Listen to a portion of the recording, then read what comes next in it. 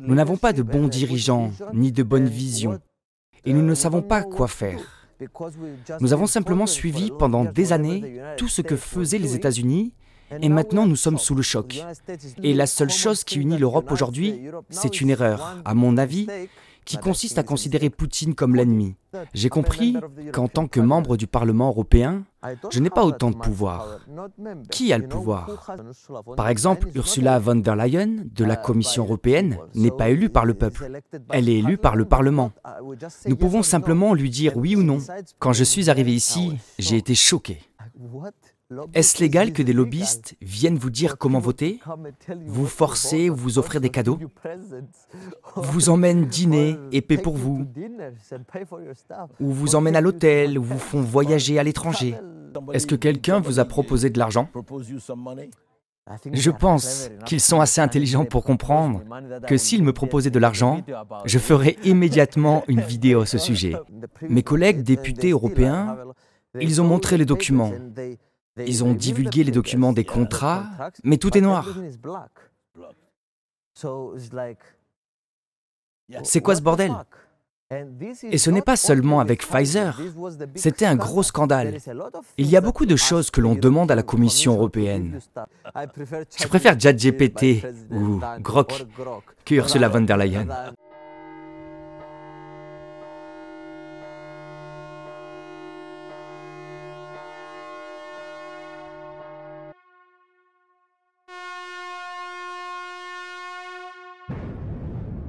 Toxinophiles, toxinologues, toxinolâtres, nous sommes au cœur du réacteur du département, quel département?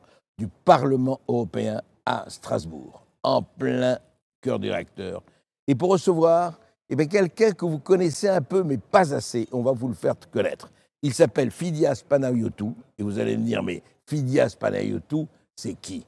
Eh bien, c'est l'enfant terrible du parlementaire. C'est le rebel with a cause.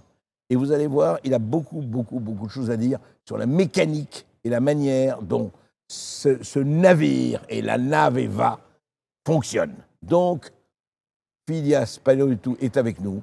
Et dimanche, à 10h, vraiment, soyez là parce que ça va swinguer dans les familles. En chypriote, en français et en strasbourgeois. Nous sommes très heureux d'être ici, parce que Fidias Panayotou, je vous ai vu sur les réseaux sociaux parler dans l'arène du Parlement européen et nous dire « ceci arrive ici, cela là-bas ». Et Fidias, vous avez 25 ans et vous êtes le plus jeune homme du Parlement européen. Le plus jeune? Eh bien, c'est intéressant, parce que nous avons vu des personnes très âgées, donc nous sommes très heureux de voir. Nous nous équilibrons. Exactement. Nous créons cet équilibre. Je pourrais être votre grand-père. Je plaisante. Mais je me demande, qu'est-ce qui vous a poussé à venir de Chypre au Parlement européen? Qu'est-ce qui vous a donné l'envie, la volonté et la rage de vous présenter aux élections? J'ai commencé pour plaisanter. Vraiment? Oui, je suis youtubeur et j'ai plusieurs millions d'abonnés en ligne.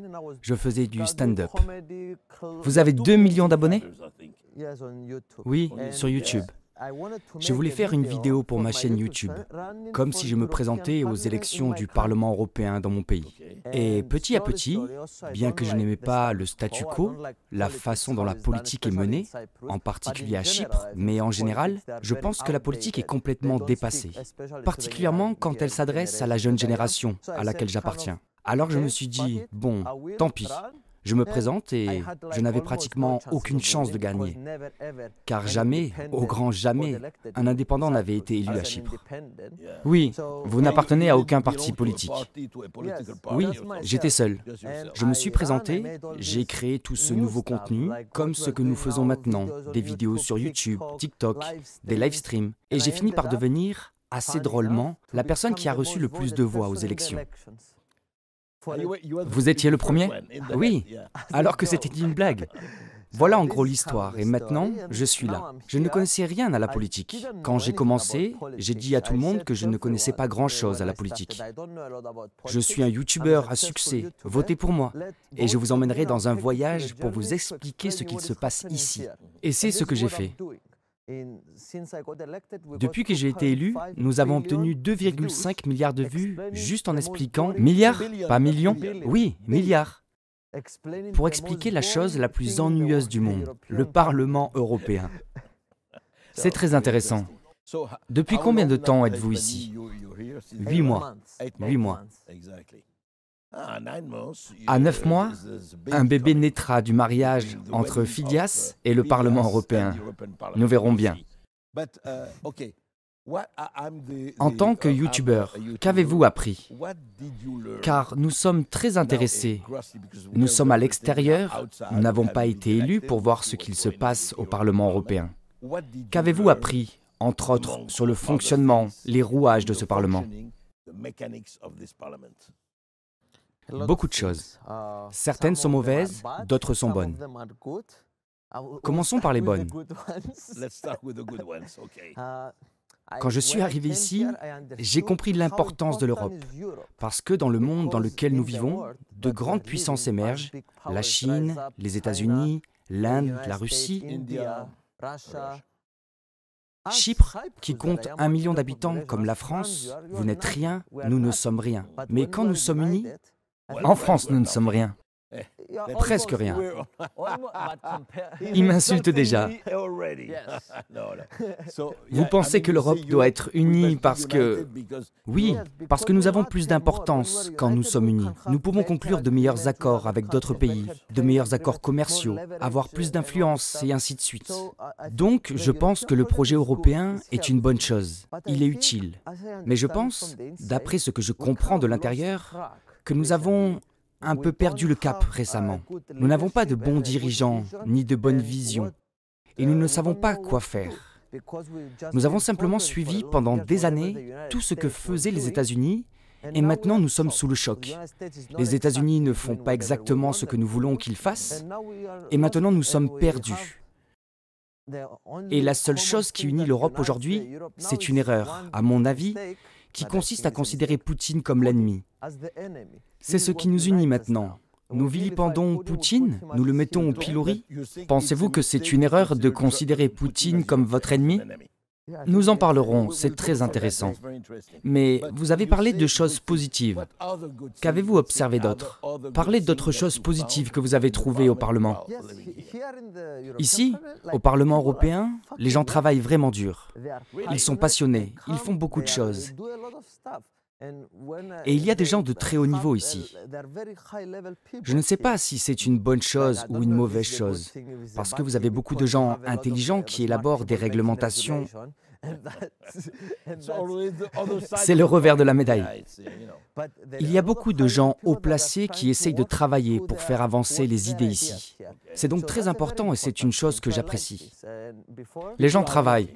Nous voulons savoir. Nous les payons, nous les citoyens européens, nous payons. Donc nous voulons savoir s'ils travaillent. Oui, mais vous savez quel est l'autre problème? Je vais le considérer comme un problème. J'ai compris qu'en tant que membre du Parlement européen, je n'ai pas autant de pouvoir. Qui a le pouvoir? Si vous considérez que nous ne sommes que la surface de la balle, qui dirige la balle? C'est l'administration. Le poids de... Comment dit-on cela? La Commission européenne? Non, pas la Commission européenne. La bureaucratie. Il y a donc une bureaucratie à l'intérieur de la balle.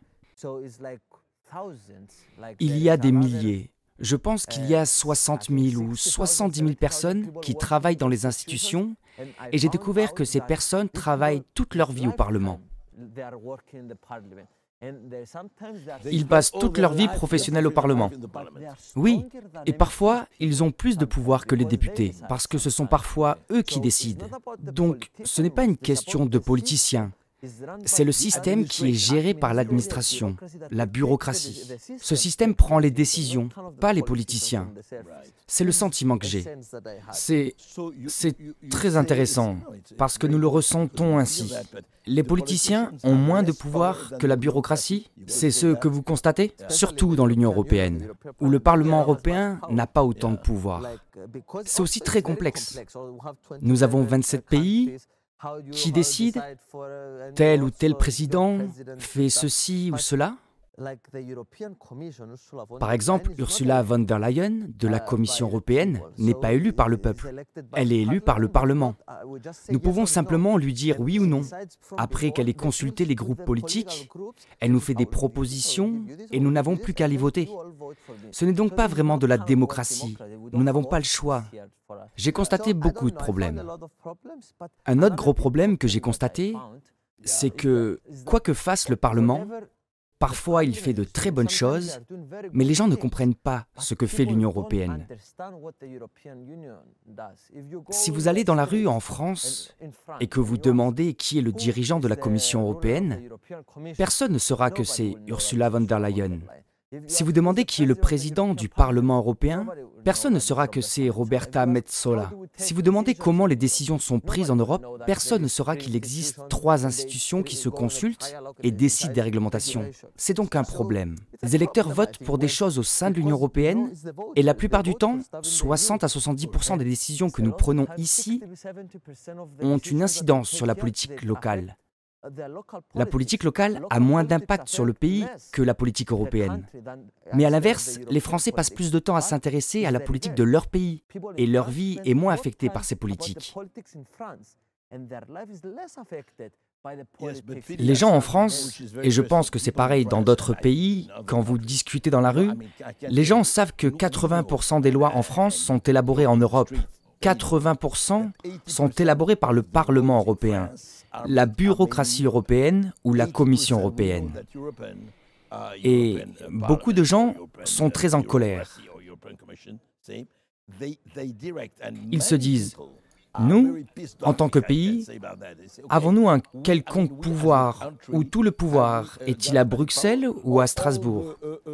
Les gens sont très énervés à ce sujet. Oui, c'est ce que je dis. Mais leur attention reste focalisée sur la politique locale, pas sur la politique européenne. Quand vous allez dans un café, ils discutent majoritairement de la politique locale, pas du Parlement européen. Parce qu'ils pensent qu'ils n'ont aucun pouvoir sur l'Europe. De plus, les gens du Parlement européen n'ont pas beaucoup de pouvoir, pour être honnête. C'est un peu décevant. Je suis venu ici en pensant qu'ils avaient tout le pouvoir en tant que membres du Parlement européen. Mais comme nous sommes 720 et qu'il y a 3 institutions qui décident, un membre du Parlement ne peut pas faire grand-chose.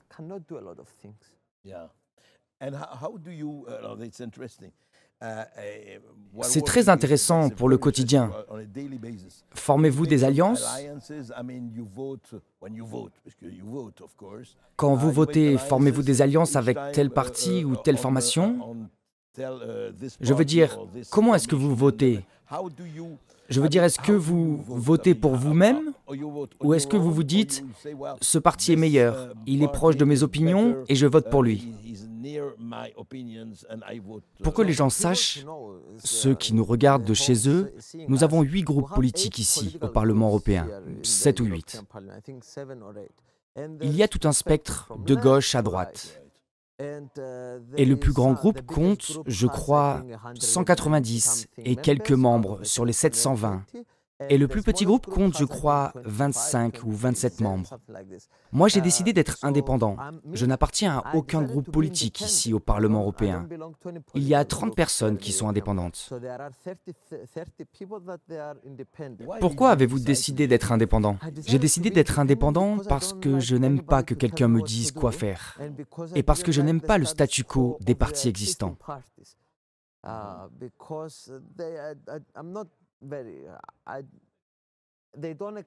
Ils n'expriment même pas 60% de mes opinions, parce que je suis jeune et que j'ai une perspective différente sur tout ça. Je ne suis ni de gauche, ni de droite. Je considère les choses en me basant sur leur contenu. Bref, j'ai décidé d'être indépendant. Mais maintenant, nous essayons de former un groupe politique, les indépendants, mais c'est une autre histoire.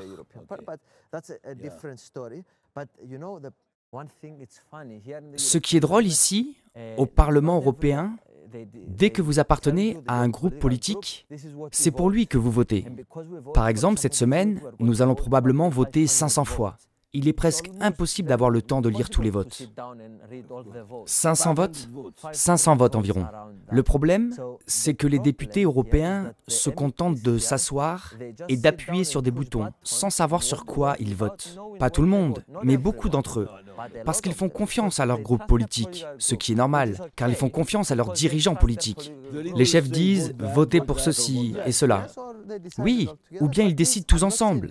Mais je ne dis pas que c'est bien ou mal. Je dis simplement que c'est ce qui se passe. Mais moi, j'essaie de débattre avec mon équipe de tous les sujets. Qu'en est-il de ceci? Qu'en est-il de cela? Pour les 500 votes, nous nous asseyons et nous réfléchissons. Et comme nous avons fait cela de nombreuses fois, nous connaissons notre position. Et mon équipe connaît les petits détails. Et cela ne prend pas beaucoup de temps. Quand j'ai commencé, je passais des semaines à réfléchir à ces 500 votes. Ce n'est donc pas facile. Mais dites-moi, quand vous êtes là-bas, y a-t-il de vrais débats? Parce que je vois tous nos amis ici, vous parlez pendant 2 minutes et on vous donne 2 minutes sur tel ou tel sujet. Y a-t-il un vrai débat ou pas au Parlement? Eh bien, je dirais que non. Nigel Farage a dit ceci. Je l'ai interviewé pour connaître son opinion. Il a dit que c'était une sorte de théâtre.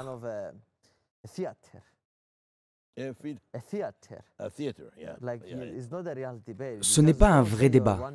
Vous allez juste faire votre discours d'1 minute et vous partez. C'est assez amusant. Il n'y a pas vraiment de débat, d'échange d'idées, d'attaque des idées de l'autre. Vous ne pouvez pas répondre. Quelqu'un parle et vous ne pouvez pas dire que vous n'êtes pas d'accord avec ses propos. La plupart du temps, non. Parfois, vous pouvez mettre votre carte bleue dans votre panier et demander à répondre. Mais sur les 10 fois où vous le faites, ils acceptent 3 fois. Ce n'est pas très courant de mettre une carte bleue et de demander. Vous y allez, vous prenez la parole, vous dites ce que vous avez à dire, puis vous partez. Ce n'est pas un vrai débat, pour être honnête. C'est juste du théâtre. Les vraies négociations se font à huis clos. Les dirigeants des groupes politiques s'assoient, ils se disent « je vous donne ceci, vous me donnez cela, et nous décidons. Vous votez pour mes propositions, je vote pour les vôtres, et c'est tout. » L'accord est conclu. Nous avons la majorité, nous faisons ce que nous voulons. Et derrière les portes closes, il y a une espèce particulière que nous connaissons dans tous les parlements du monde, les lobbies, les lobbyistes. Saviez-vous qu'ils existaient avant de vous lancer en politique? Saviez-vous que le métier de lobbyiste était un très beau métier? Non. Quand je suis arrivé ici, j'ai été choqué. Est-ce légal que des lobbyistes viennent vous dire comment voter, vous forcer ou vous offrir des cadeaux, vous emmènent dîner et paient pour vous, ou vous emmènent à l'hôtel, ou vous font voyager à l'étranger? Est-ce légal? Mais apparemment, c'est légal. Et d'accord, je comprends un peu la philosophie, parce que les entreprises ont besoin d'avoir le pouvoir de s'exprimer et de dire ce qu'elles pensent aux gens. Mais ici, au Parlement européen et dans l'Union européenne, le fonctionnement du lobbying est complètement foireux. La Commission européenne, avec l'argent des contribuables, ont des lobbyistes pour faire pression sur les membres du Parlement européen, pour que le Parlement européen vote en leur faveur.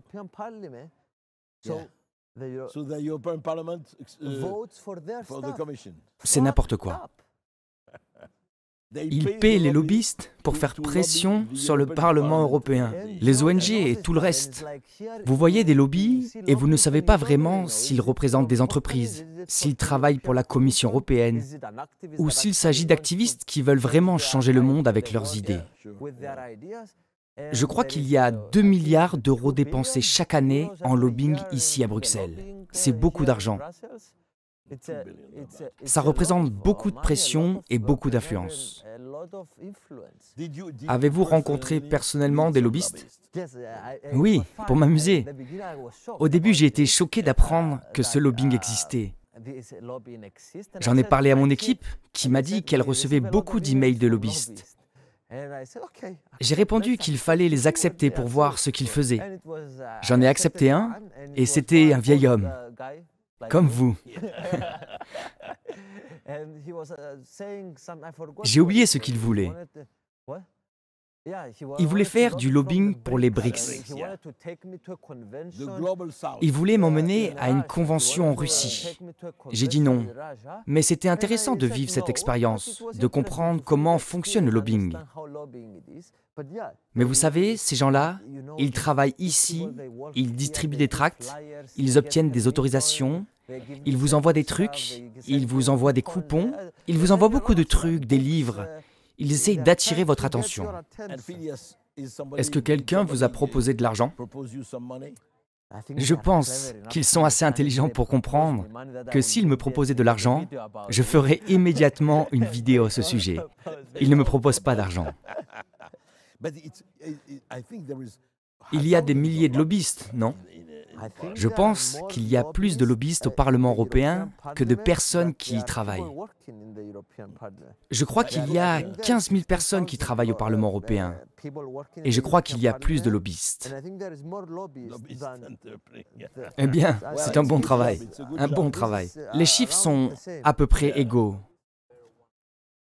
10 lobbyistes pour un député européen. Waouh! C'est énorme. 10 lobbyistes pour un député. Ce n'est pas mal, pas mal. Continuons sur ce que vous avez découvert au cours de ces 8 mois. Pour l'instant, l'expérience que vous avez vécue nous a donné un avant-goût de la politique, à savoir que la politique n'est pas bonne ou mauvaise. Il y a des choses positives et des choses négatives. Mais voulez-vous vous lancer dans la politique? Vous avez quelques années devant vous en tant que député, mais voulez-vous continuer? Je fais de la politique parce que je suis déçu par la politique. Et je suis toujours déçu par la politique, même de l'intérieur. Je pense que le monde évolue.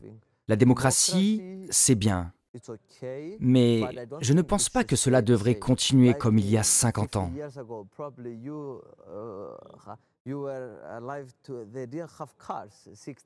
Il n'y avait pas de voiture il y a 60 ou 70 ans. Il y avait des chevaux. Je pense que la démocratie va évoluer et devenir quelque chose de nouveau. La démocratie directe. Par exemple, pour beaucoup de votes que je fais ici, j'ai une application et les gens votent. Avant de voter? Oui. Je leur demande ce qu'ils voteraient. Dans mon pays, Chypre, je leur demande de voter et quel que soit leur vote, je voterai. Ainsi, les gens que je représente décident pour eux-mêmes. Je fais une vidéo de 4 minutes pour expliquer le sujet et je leur dis « Voici les deux côtés, les avantages et les inconvénients. Vous décidez et je vous suivrai. » Je vais vous donner un exemple. Dans les prochains jours, nous allons voter pour savoir si nous devons poursuivre le processus de gel d'adhésion de la Turquie à l'Union européenne. Si nous devons geler ou poursuivre ce processus. J'ai mis le vote dans mon application. Le vote est toujours en cours, car il a lieu mercredi. Ils ont voté à la majorité pour arrêter la Turquie, pour ne pas continuer le processus. Donc en tant que politicien, je pense que votre responsabilité est de respecter la volonté des gens qui ont voté pour vous. Je ne leur donne pas toujours cette chance, car souvent les opinions sont complexes. Tout le monde ne comprend pas. Par exemple, parfois nous votons pour les vaches génétiquement modifiées qui viennent du Brésil. C'est donc très difficile. Mais quand quelque chose est approprié et simple, que les gens connaissent et comprennent, je leur demande de voter. Et vous suivez en général? Pas en général. Quoi qu'ils choisissent, je vote. C'est très cohérent.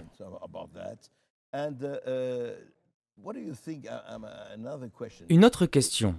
Nous dépensons des millions d'euros pour aller de Strasbourg à Bruxelles et de Bruxelles à Strasbourg.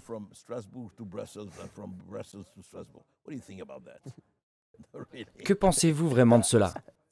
Je veux dire, c'est fou. Je vais vous expliquer. Et vous verrez que c'est peut-être encore plus fou que ce que vous ne l'imaginez. Il y a 15 000 personnes qui travaillent au Parlement européen à Bruxelles. 10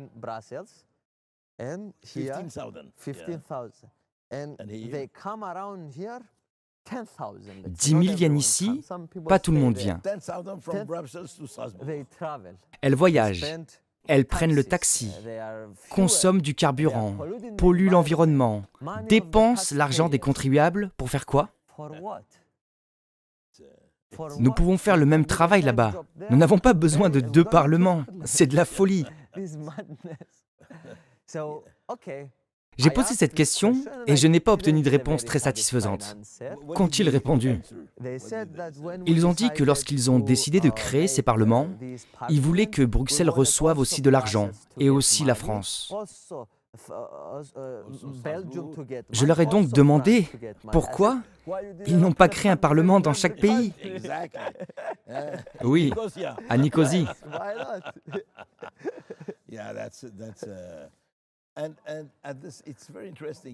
Vous vous êtes présenté comme député. Vous avez un système très transparent avec les gens qui ont voté pour vous.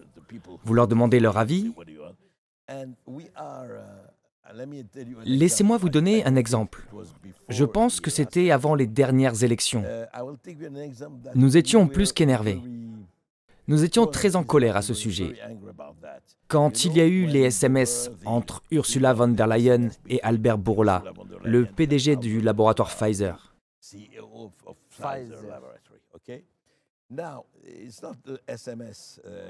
Les messages WhatsApp. Oui, des messages WhatsApp, exactement. Quand on a demandé au Parlement s'il souhaitait voir les contrats, avoir de la transparence totale sur les contrats entre la Commission européenne et Pfizer, qui a donné un vote en faveur de milliards de vaccins, les 2/3 du Parlement ont voté contre. Non, nous ne voulons pas de transparence. Je veux dire, qu'est-ce que c'est que ça? Qu'en pensez-vous? Pour moi, quand j'ai vu ça, j'ai trouvé ça ridicule. Mes collègues députés européens, ils ont montré les documents. Ils ont divulgué les documents des contrats, mais tout est noir. C'est quoi ce bordel? Et ce n'est pas seulement avec Pfizer. C'était un gros scandale. Il y a beaucoup de choses que l'on demande à la Commission européenne.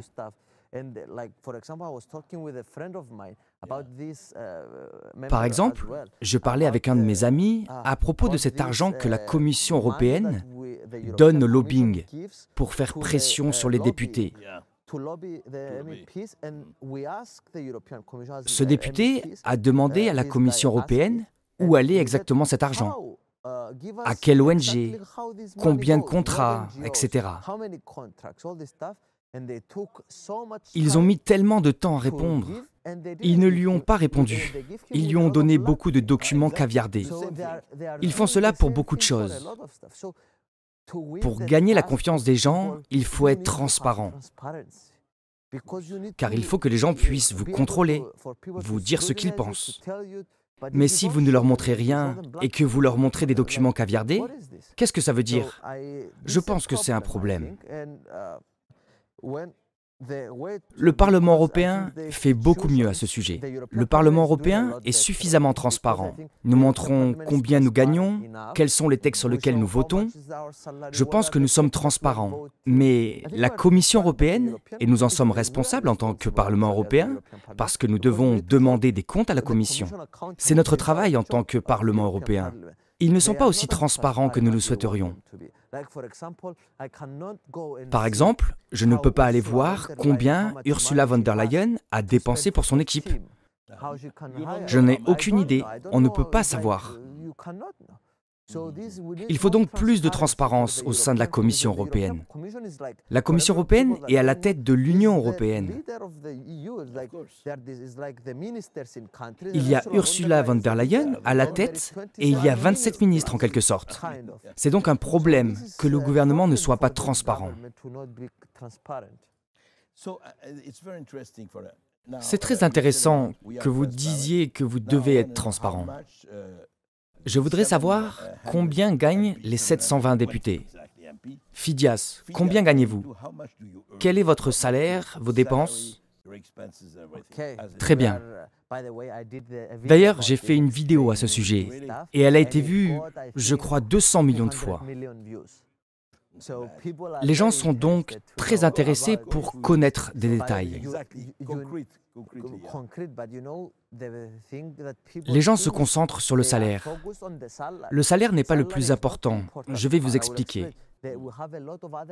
Ils ont beaucoup d'autres avantages. Je reçois donc 8 000 € par mois comme salaire. Vous n'avez pas à payer d'impôts sur votre salaire?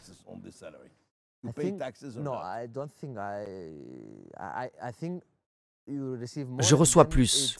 Puis, on nous enlève une partie et je reçois 8 000 € net après impôt. Pour chaque jour de présence ici, où je viens et je signe, je reçois 350 € par jour.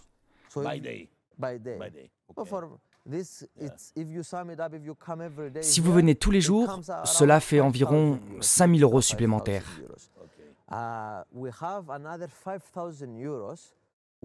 Nous avons 5 000 € supplémentaires qui sont destinés aux frais de bureau. Personne ne contrôle ces 5 000 €. Et je peux affirmer avec certitude que beaucoup de députés européens empochent cet argent pour eux-mêmes, pour leur propre compte, mais pas tout le monde. Pas mal. 5 300 par mois, pas mal. Non, 8 000 et 5 000. Cela fait environ 14 000 €. Donc si vous ajoutez les 5 000 € pour le bureau, cela fait environ 18 000 €. Je ne pense pas que tout le monde fasse ça, mais peu importe. Vous avez 30 000 € par mois pour votre équipe, pour embaucher des gens qui vous aident dans votre travail, la politique, la réglementation. 30 000 en plus? Oui, en plus. Vous avez aussi vos billets en classe affaires pour aller et revenir dans votre pays quand vous le souhaitez, et quelques voyages supplémentaires, ici et là.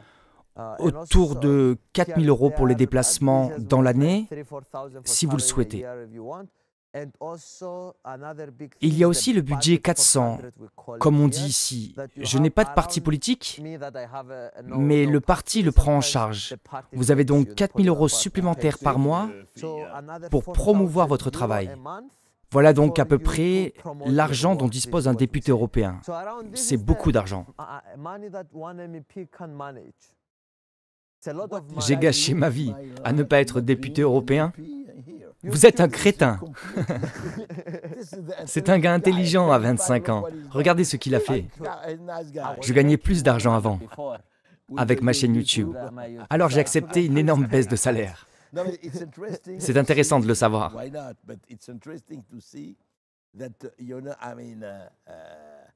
Je comprends. Vous avez des dépenses, mais c'est une somme énorme. C'est énorme, mais je dirais, cela semble un peu négatif. Mais pour être honnête, philosophiquement, moi, je veux que les politiciens soient bien payés pour éviter la corruption. Donc, je suis content. Vous avez deux options. soit tous les politiciens ne sont pas payés du tout et le font parce qu'ils aiment ça, soit ils sont très bien payés, oui. Mais, cher Phidias, quand on sait que des députés européens se font prendre avec une valise pleine de dollars provenant du Qatar, et que ce sont des députés européens, donc qui gagnent beaucoup d'argent, mais ils sont corrompus. Oui, c'est vrai. On ne pourra jamais éliminer la corruption à 100%, mon ami. Je ne pense pas que ces sacs d'argent soient une bonne chose. Mais la bonne nouvelle est qu'ils concernent probablement moins de 5% des députés. Ils existent, mais la majorité touche simplement son salaire. D'après ce que je sais, je vous ai dit toute la vérité.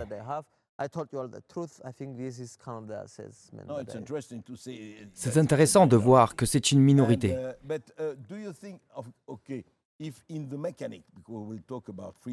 Dans la mécanique du Parlement européen, Dieu nous en préserve, quoique, non. Si vous deveniez la prochaine Ursula, vous savez, cela peut arriver. Il dit, Dieu nous en préserve.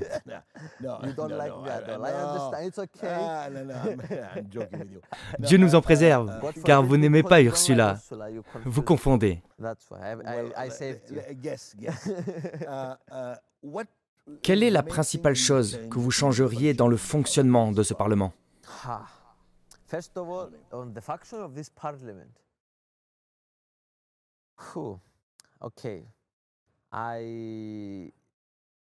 Je dirais que je ne sais pas encore. Il y a beaucoup de choses que je sais de l'intérieur, mais je ne sais pas comment ça fonctionne, parce que le fonctionnement comprend beaucoup de choses différentes. Donc, ma réponse pour l'instant est que je ne sais pas, parce que j'ai différentes responsabilités, que je suis nouveau dans ce domaine, et que j'essaie de ne pas parler de choses que je ne connais pas vraiment. Si vous me mettiez un pistolet sur la tempe, je répondrais que je voudrais rendre l'Europe plus démocratique, parce que nous n'avons pas de véritable démocratie. Nous avons l'illusion d'une démocratie en Europe. Je pense que ce sont les citoyens qui devraient décider, ou alors le Parlement. Les députés européens devraient être élus et ensuite choisir le président de la Commission. Actuellement, il n'y a aucune responsabilité politique. Oui, aucune responsabilité. Elle peut faire ce qu'elle veut. Elle peut faire ce qu'elle veut. Et personne n'a voté pour elle. On avait juste le choix entre oui ou non. Donc on veut plus de démocratie en Europe. Et c'est drôle, parce qu'on dit qu'on est les plus démocratiques, qu'on aime la démocratie, et tout ça alors qu'on a plus de problèmes de démocratie réelle au sein de l'Union européenne. Je le répète, je dis beaucoup de choses négatives sur l'Union européenne. Mais quand on aime quelque chose, on veut l'améliorer. J'ai commencé par dire que l'Europe est dans bons projets. Je ne veux pas jeter la pierre.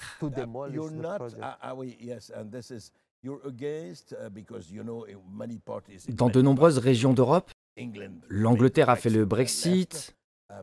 Beaucoup de gens dans de nombreux pays européens veulent quitter l'Europe et récupérer leur argent.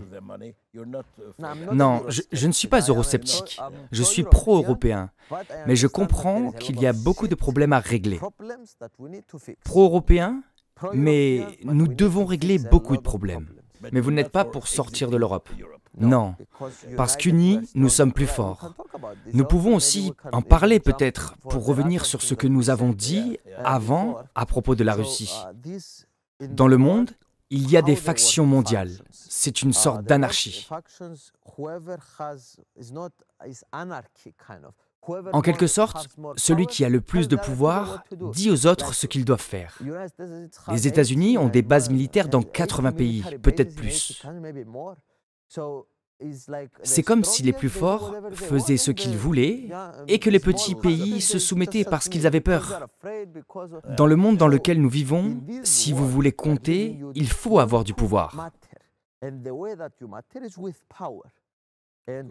Prenons l'exemple de Chypre. Chypre est un pays d'1 million d'habitants. Si nous ne sommes pas dans l'Union européenne et que personne n'est là pour nous aider et nous couvrir, nous n'avons aucune importance. Vous pourriez être envahi par n'importe qui. Nous avons été envahis dans le passé par la Turquie en 1974. Il faut donc avoir du pouvoir, parce que c'est ainsi que notre système fonctionne. Je dirige maintenant un peu la conversation vers la Russie. Je pars dans 3 jours pour la Russie à Moscou.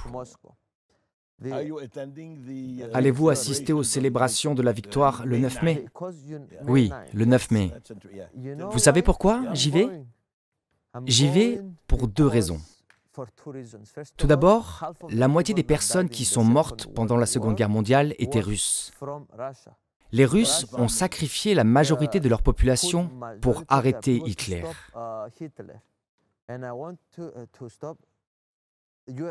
L'URSS, oui. C'était l'URSS à l'époque. Mon équipe me corrige.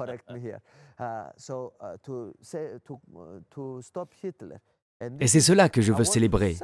Je veux honorer cela. C'est intéressant. De nombreux dirigeants européens disent qu'ils n'iront jamais à cause de la situation entre la Russie et l'Ukraine. Lorsque le camp de concentration d'Auschwitz a été libéré, il a été libéré par les Russes. Mais ils n'ont pas invité les Russes en Pologne pour le 18e anniversaire de la libération d'Auschwitz. Que pensez-vous de cela? En ce qui concerne la Pologne, je ne suis pas sûr à 100% de ce qui s'est passé exactement. À propos de la libération, oui, mais à propos de l'attitude des pays. Kaja Kallas, désolé de rire, est en quelque sorte la ministre des Affaires étrangères de l'Union européenne. Je ne pense pas que quiconque la prenne au sérieux dans les affaires mondiales. Je ne pense pas que quiconque prenne Ursula von der Leyen au sérieux. Je ne pense pas même que Trump ait été mentionné ici au cours de ses 100 premiers jours en tant que président des États-Unis. Ces personnes ne sont pas des diplomates, elles ne savent pas faire de la diplomatie. Je pense qu'ils essaient maintenant de faire 800 milliards pour réarmer l'Europe, pour simplement donner de l'argent à l'Ukraine et arrêter Poutine. 800 milliards de dollars. 800 milliards d'euros. Le problème que j'identifie, c'est que dans un conflit, c'est ça la diplomatie. Il faut aller parler avec l'autre partie et ne pas le diaboliser et dire que c'est l'ennemi. Bien sûr, nous désapprouvons l'invasion qu'ils ont menée en Ukraine.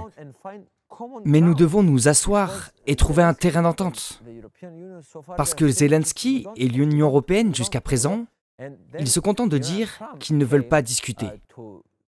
Puis Trump est venu imposer une sorte de négociation et ensuite ils ont réagi en disant « Pourquoi vous ne nous avez pas invités à la table des négociations ?» Trump a eu raison de dire que ça fait 3 ans et qu'il ne veut rien entendre. Je pense donc qu'il faut faire preuve de diplomatie et aller discuter. Par exemple, on discute avec Netanyahou. Il fait des choses similaires en Palestine. On a discuté avec Erdogan. La Turquie a fait des choses similaires à Chypre. Nous sommes hypocrites. C'est de la moralité sélective.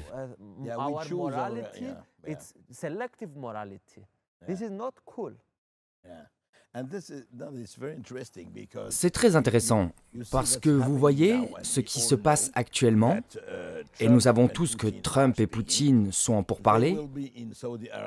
Ils seraient en Arabie Saoudite pour s'entretenir en face à face. Et il n'y a pas un Européen autour de la table.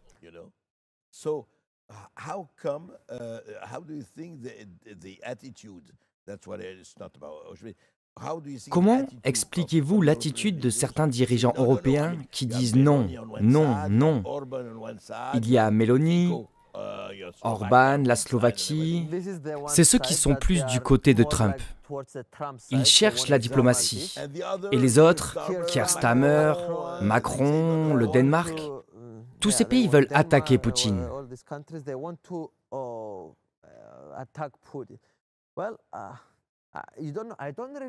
Je ne comprends pas vraiment, parce que pour moi, c'est stupide.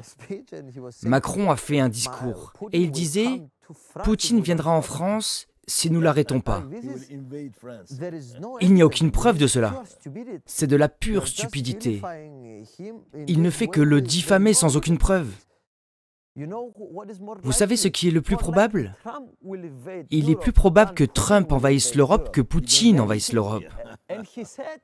Il a dit qu'il envahirait le Groenland, qu'il veut le Groenland. Ce n'est pas une blague. Nous avons peur de Poutine. Mais de l'autre côté, Trump dit peut-être même le Canada. Nous sommes donc un peu confus et nous passons nos nuits à penser à Poutine. Je ne suis pas en faveur de la guerre. Je préfère la diplomatie pour mettre fin à tout cela. Celle qui pousse le plus dans ce sens est Ursula von der Leyen. Nous soutenons à 100% Zelensky et l'Ukraine jusqu'au bout. Mettons de côté la morale.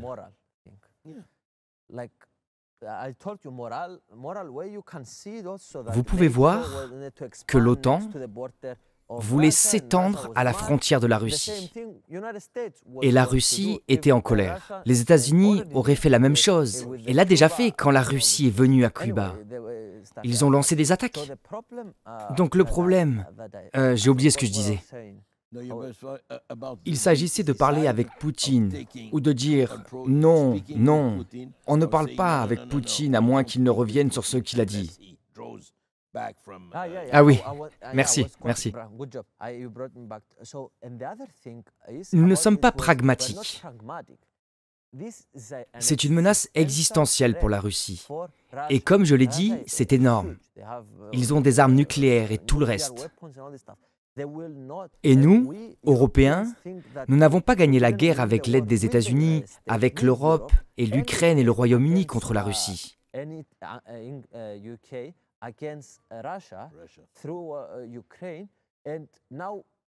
Maintenant, les États-Unis se retirent et nous pensons que l'Europe seule va vaincre Poutine. Et nous nous contentons d'envoyer de l'argent.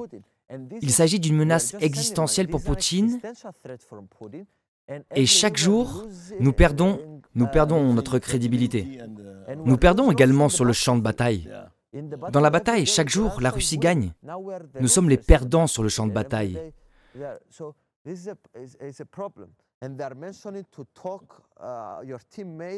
Votre collègue souhaite parler d'Elon Musk. Avant d'en parler, je veux aborder quelque chose parce que vous vous êtes battu pour cette liberté d'expression. Je veux en parler. Les réseaux sociaux, la loi sur les services numériques, l'autre revers de la médaille, quand Elon Musk est intervenu et a acheté X. X libéré. Alors, quel est votre problème avec l'Europe et la loi sur les libertés des services numériques? Nous devons agir contre les fausses informations, nous devons contrôler. Que pensez-vous de cela?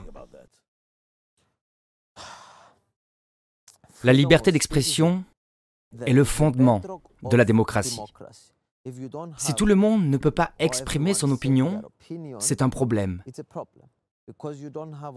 Car il n'y a pas de débat, il n'y a pas de discussion libre, et les électeurs ne sauront pas comment voter la prochaine fois en se basant sur des informations libres. Par exemple, nous interdisons les médias russes en Europe. Je pense que c'est une erreur. De quoi avons-nous peur? Nous n'avons pas le droit de dire que nous n'aimons pas ce qu'ils font, si c'est bien ou mal. Je pense donc que c'est un problème d'interdire les médias russes. Nous voulons la liberté d'expression. Vous voulez la liberté d'expression totale? La liberté d'expression totale. Je suis un défendeur absolu de la liberté d'expression. Bien sûr, il y a beaucoup de choses illégales qui doivent être qualifiées de crimes. Mais vous voyez, l'essence du problème de l'Union européenne sont ces trois mots.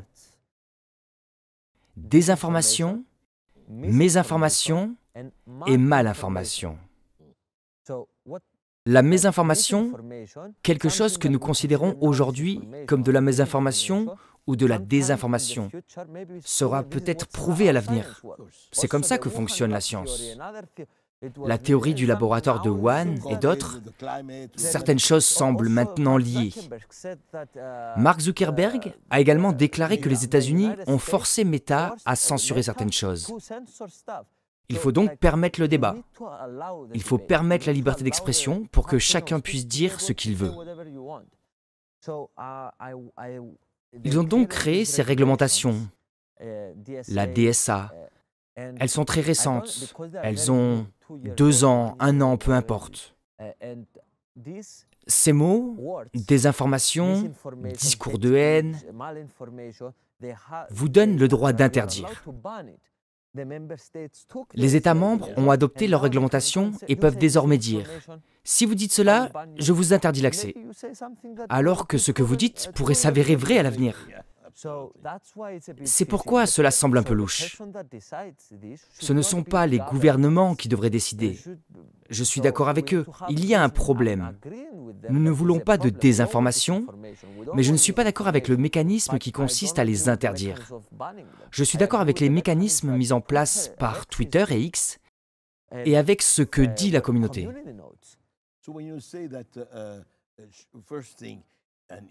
Parfois, les gouvernements diffusent de fausses informations. La presse grand public diffuse de fausses informations. Vous me dites ça à moi? C'est un problème. Ils ne veulent pas entendre d'autres fausses informations parce qu'ils imposent leur narratif comme la vérité, et si vous n'êtes pas d'accord, vous êtes un nazi, fasciste et tout le reste. Comment vous voyez le rôle d'Elon Musk là-dedans? Qu'en est-il? Comment vous l'avez dit, libérer X? Vous l'avez rencontré? Oui, je l'ai rencontré et je l'adore. Je ne suis pas d'accord à 100% avec ce qu'il dit. Mais qui est d'accord à 100% avec quelqu'un d'autre? Même avec l'amour de ma vie, ce n'est pas possible. Avec l'amour de ma vie, on est d'accord à 50%, beaucoup moins. Ce n'est pas mal.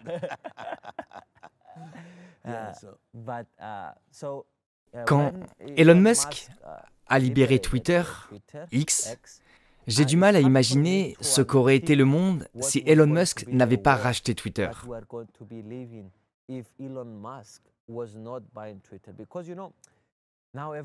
Avec le recul, tout le monde dit, comme Mark Zuckerberg, nous allons avoir plus de liberté d'expression.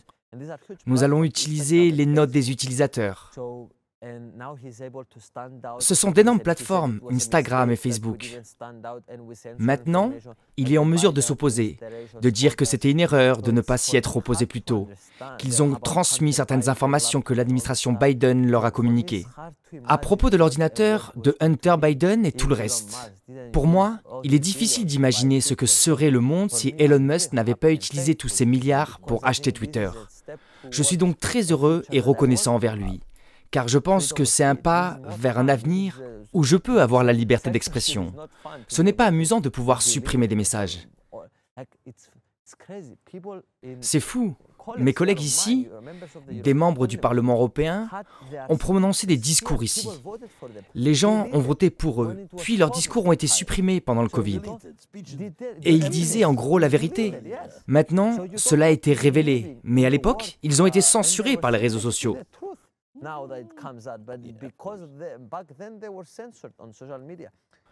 Donc, vous ne pouvez pas vivre dans un monde sans liberté d'expression. C'est difficile à imaginer. Dites-moi, qu'en est-il de votre aventure personnelle avec Elon Musk? On dit que vous l'avez attendu, que vous vouliez lui faire un câlin. Racontez-moi ça. C'est arrivé aux États-Unis? Oui, aux États-Unis. C'est drôle et un peu ironique vu la situation. Quand j'étais youtubeur, mon travail consistait à faire des choses folles pour attirer l'attention des gens et gagner de l'argent. Mais comme je veux faire des choses amusantes et des choses auxquelles je crois, qui m'inspirent, j'admire Elon Musk. Alors je suis allé devant SpaceX et aussi devant X, dans le village de Boca Chica au Texas.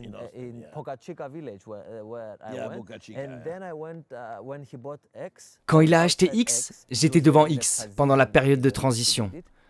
Je vivais dans mon sac de couchage devant l'usine, tous les jours, jusqu'à ce qu'il accepte de me faire un câlin.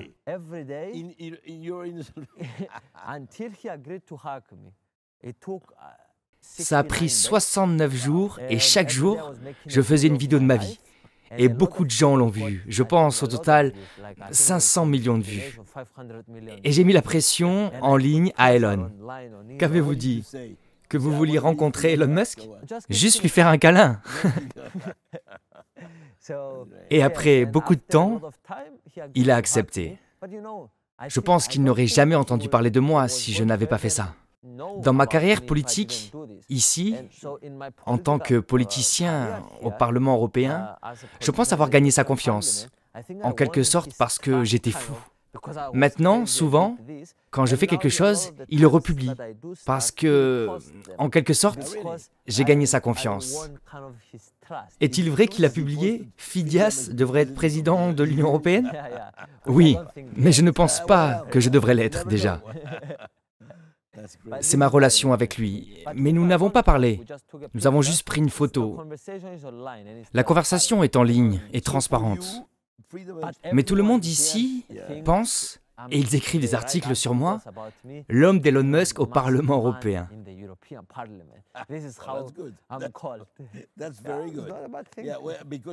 Ils se disent, oh, il doit être protégé par Elon Musk. Mais ce qui est bizarre, c'est qu'Elon Musk est milliardaire.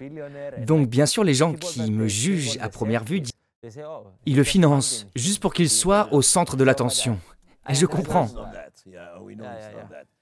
Comment savez-vous qu'il ne le fait pas? Je plaisante. Vous ne seriez pas habillé comme ça. Peut-être qu'Elon Musk m'a dit de m'habiller comme ça pour attirer l'attention. La liberté d'expression est essentielle pour vous. Mais le problème, comme toujours avec la démocratie, comme quelqu'un l'a dit, en France, nous disons que le monde est plein d'étoiles et plein de merde. Donc, vous devez regarder les étoiles, mais vous méfiez de la merde parce que des merdes arrivent, comme vous le savez. Je voudrais savoir si vous avez converti certaines personnes. Quand les gens vous parlent, je veux dire les députés ou les membres du gouvernement, ils se demandent quel est ce type, ce qu'il fait. Comment me trouvent ou m'abordent différemment? S'ils pensent que je suis sérieux. Au début, je savais que tout le monde penserait que je suis un clown et qu'ils attendaient que je saute nu sur la table et que je dise « allez vous faire foutre » à tout le monde. Mais j'ai adopté une approche stratégique. Je me suis demandé quelle devrait être mon approche pour intégrer cette nouvelle communauté. Je devais essayer d'être utile à la communauté. C'est comme ça qu'on acquiert du pouvoir dans une communauté. Quand on est utile, on monte dans la hiérarchie de la communauté. Alors, quand je suis arrivé, je me suis dit, bon, personne ne connaît ça dans l'Union européenne. Mais moi, je sais comment créer du contenu viral et attirer l'attention des gens.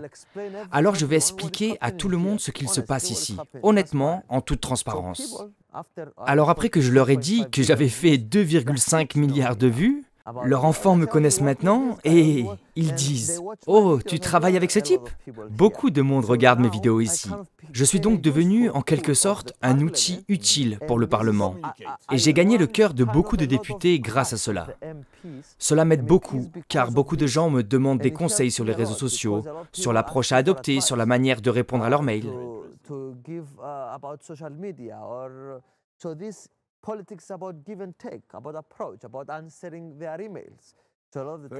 Vous ne sortez pas d'une grande université comme Harvard ou Princeton, vous venez de YouTube. C'est une très bonne université. Oui, c'est une très bonne université. On apprend beaucoup sur le comportement humain, sur la manière dont les gens consomment l'information. Fidias, dans 50 ans, parce que vous serez encore là dans 50 ans, vous serez président de l'Europe, peut-être même avant. J'espère qu'une IA sera présidente de l'Union européenne, parce que ce sera mieux qu'Ursula von der Leyen. Je préfère ChatGPT ou Grok que Ursula von der Leyen. Eh bien, nous mettrons ChatGPT au pouvoir, ou Grok, je dirais. Merci, Phidias. Tout le plaisir est pour moi, c'était super.